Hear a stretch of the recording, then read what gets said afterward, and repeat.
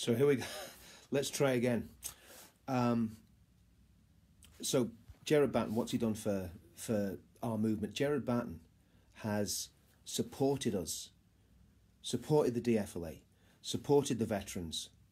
He has put his neck on the line. He's spoken honestly about the issues that the UK is facing, not just about immigration, but specifically about mass Muslim immigration, specifically about the problems of radical Islam, specifically about the theological problems that come with Islam. Now, there's not many politicians speaking about this, and Nigel Farrage, let's be honest, Nigel Farrage doesn't have the guts for this fight. He will not speak about Islam. One, he doesn't seem to know very much about it, and two, he doesn't seem to think that it's a battle that can be won in an ideological sense, which is very, very worrying for a man that is so popular and so well thought of within the wider patriot movement. But Gerard has addressed those issues, and Gerard has taken this thing head on, and Gerard has looked the beast in the face and said, we can do something about this. And Gerard has supported people who nobody else is supporting. Like I said earlier before I was so unceremoniously cut off in the last feed, the Labour Party have abandoned the British working class. They don't want anything to do with us. They think we're scum. Gerard Batten is leading the party in the direction of taking Labour Party votes. Because of the Labour Party's actions, Gerard is quite openly saying, we'll go after those guys in their seats, in their areas. Gerard is a steadfast Brexiteer, as is everybody in UKIP. So why, at this crucial time, is Nigel Farrage launching a vote of no confidence in the leader of the only party that is standing for a full Brexit? We've got to question Nigel Farage's actions here. We've got to ask why he's doing what he's doing. To me, it seems extremely sinister. What's his agenda? Does he really believe in Brexit after all? He doesn't seem to talk about it much on his show. He talks about all sorts of things. He talks about people blocking roads. He talks about all sorts of environmental issues. What is going on with Nigel Farage, and why has he turned on the democratically elected leader of the party that he used to lead? They're questions for Mr. Farage. And you see, the thing about it is, back in the day, Nigel Farage was the man that was on the receiving end of this sort of abuse. You see, I think the poacher has turned gamekeeper. I think the poacher has become part of the problem.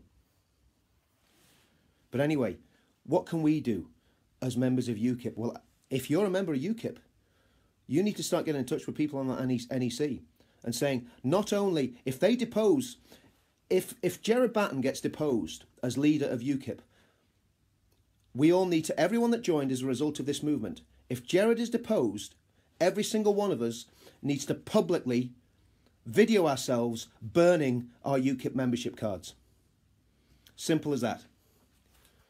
You see, Farage thinks that under Gerard, UKIP is finished. This is just the start of UKIP. Farage thinks that he's the only man that can lead UKIP and that Gerard's strategy is wrong. Gerard is a visionary. He's a quiet man. He's an unassuming man, but he's a visionary. And he's taking his party that he leads in the right direction. What a time. What a time to call for the leader of UKIP to be fired. The timing is obscene. Farage should be standing next to Lord Pearson and Gerard on that platform on the 9th of December, calling out Theresa May for her treason. And instead, what's he doing? He's calling out Gerard Batten and trying to get rid of him.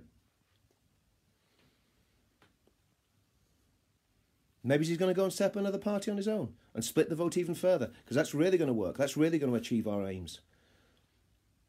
I've said this from the beginning. The only option that we have for our movement to achieve Brexit and to achieve all the other aims and all the other goals that we've got, the only option that we have is UKIP under Gerard Batten, or somebody that agrees with the policies of Gerard Batten.